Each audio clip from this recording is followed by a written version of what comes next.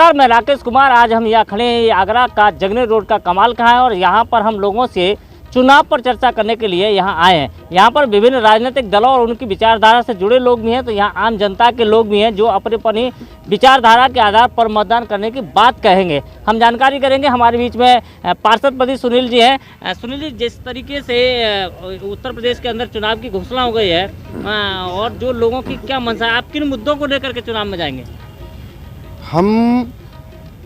हमारे पास बहुत मुद्दे हैं।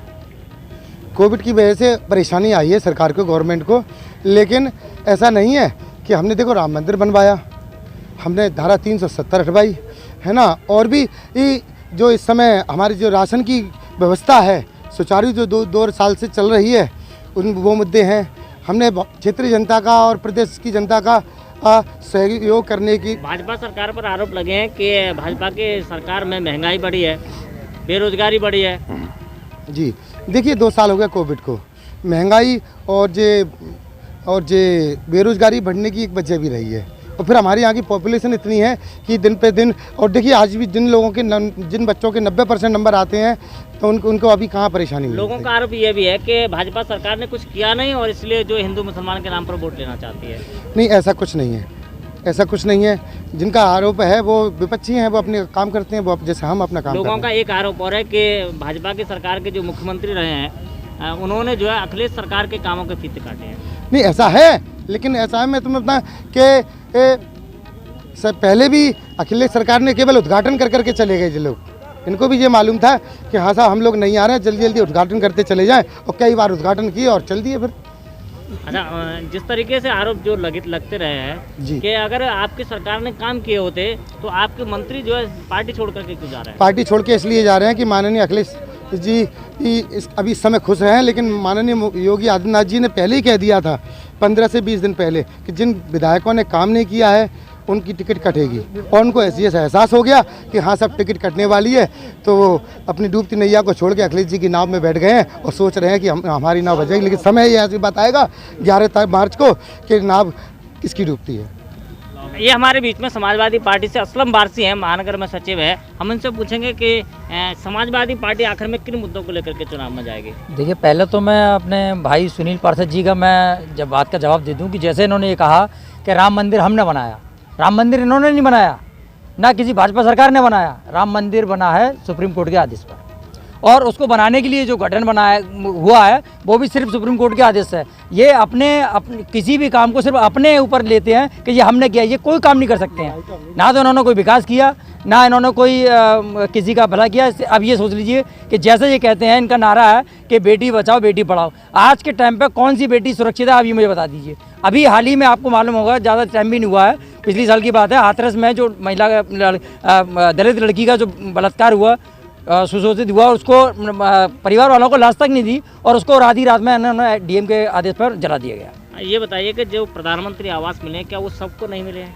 नहीं, मेरे हिसाब से तो किसी को नहीं मिले। अगर मिले भी होंगे तो जो भारतीय जनता पार्टी से कार्यकर्ता हैं, जो सदस्य हैं, उन्हीं लोगों को मिले होंगे, गरीब को तो नहीं मिला। जो राशन फ्री में मिला है क्या वो सिर्फ एक वर्ग के लोगों को मिला है, सबको नहीं मिले? नहीं, देखिए ऐसा बात अगर राशन की आती है तो राशन कोई भी सरकार अपने पास से नहीं देती है। आप ये देख लीजिए कि पेट्रोल के दाम क्या से क्या हो गए, 100 रुपये पार है।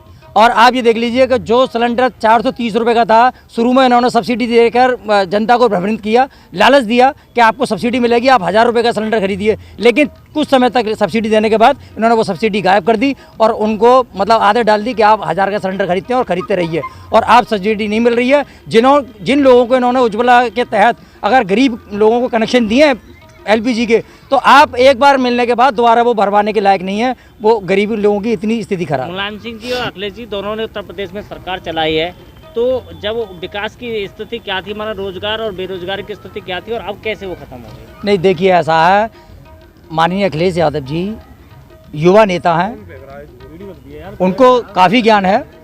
उन्होंने अपने जब 2012 से 17 तक सरकार रही है, उन्होंने काफ़ी क्षेत्रों में काम किया है, विकास किया है, यूनिवर्सिटी बनाई है, हॉस्पिटल बनाए हैं, रोड बनाए हैं।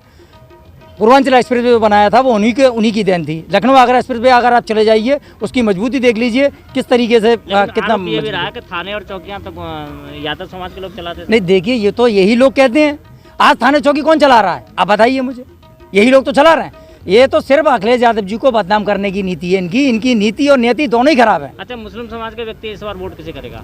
मुस्लिम समाज का व्यक्ति तो देखिए वो तो इतना सीधा भोला और इस तरीके का है कि जो उसको अगर प्यार से कहता है कि भाई हम आपके साथ हैं तो वो उन्हीं के साथ हो लेता है।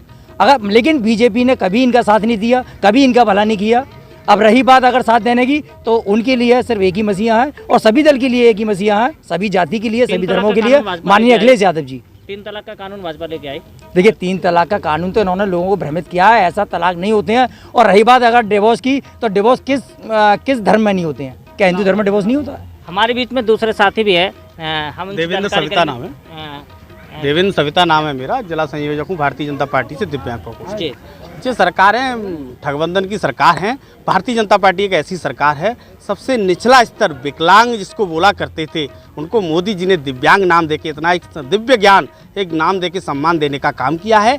आज तक इतनी पार्टियां आई, इतनी सरकार बनी, किसी ने कुछ नहीं किया। दिव्यांग 2 करोड़ 68 लाख दिव्यांगों के लिए भला करने वाली सरकार भारतीय जनता पार्टी निकल के आई है।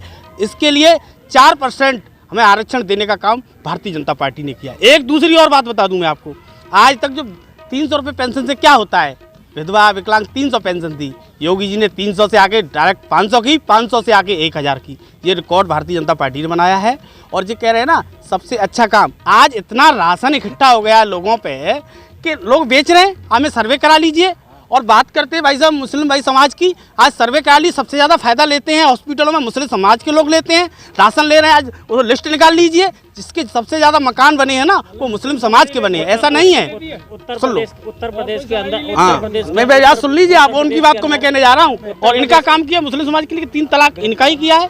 ऐसा क्यों कहते हैं? भारतीय जनता पार्टी एक ऐसी पार्टी है, सबका भला सबका विकास के साथ भारतीय जनता पार्टी काम कर रही है। फिर दोबारा से 350 के पार जाएगी। सर्व समाज में मनी लाशें कैसे थी? है जी, यमुना में जो लाशें दबी थे वो किनकी थी? सर्व समाज की थी। कोविड में लोगों ने हॉस्पिटल के दरवाजे पर दम तोड़ दिया। नहीं, ऐसा नहीं है। कोविड में इलाज हुआ है लोगों का, ऐसा नहीं है। और निःशुल्क इलाज हुआ है, निःशुल्क वैक्सीन लगी। आज कह रहे हैं ना महंगाई, इतना पैसा गवर्नमेंट ने वैक्सीन में आपको जान बचाने में लगाया है, तो महंगाई थोड़ा सा उसके फर्क तो पड़ेगा। अब दोबारा हमारी योगी जी की सरकार और प्रधानमंत्री बनेंगे, जब देखना आपको बिल्कुल कंट्रोल होगी, सभी को रोजगार मिलेगा, सभी का विकास होगा। और जो बात कर रहे हैं ना, जो जा रहे हैं छोड़ के मंत्री पदों को, इनको जो बेईमानी का खाते थे ना, सपा में कांग्रेस में ठगी करते थे, वो ठगी हो नहीं पाई। इन्होंने कि यहाँ ठगी का काम चल नहीं रहा है, अब सपा को पकड़ ले या लोकदल को पकड़ ले या कांग्रेस को पकड़ ले। भारतीय जनता पार्टी भाई साहब ईमानदार पार्टी है, ये आप जानते हैं, और सर्व समाज को सम्मान देने वाली पार्टी है। क्या उत्तर प्रदेश के अंदर अगर इस सरकार जब बनती है तो क्या कोई दलित या पिछड़ा उत्तर प्रदेश में भाजपा मुख्यमंत्री का प्रत्याशी बनाएगी? हो सकता है जी। देखो, भारतीय जनता पार्टी एक ऐसी पार्टी है जो वो नहीं है कि चाचा तू आजा, भतीजा तू आजा, जो किसी को उठा के दे दी। इससे उपचुनाव में एक सब्जी बेचने वाले को दे दी। अब मुझे खुद नहीं पता था, मैं सो रहा था और मुझे दिव्यांग प्रकोष्ठ का जिला संयोजक बना दिया। जो भारतीय जनता पार्टी है वो देखती नहीं है। हमारे साथ प्रसपा से अमित प्रधान जी है, हम उनसे जानकारी करेंगे कि अमित जी ये बताइए कि इस बार जो युवा किस उद्देश्य से वोट करेगा? युवा अब की बार विकास के मुद्दे पे वोट करेगा, क्योंकि उसे अच्छी एजुकेशन चाहिए, अच्छा रोजगार चाहिए, ना कि जाति पे, ना कि धर्म पे, ना मंदिर पे, ना मस्जिद, इन चीज़ों से कुछ नहीं।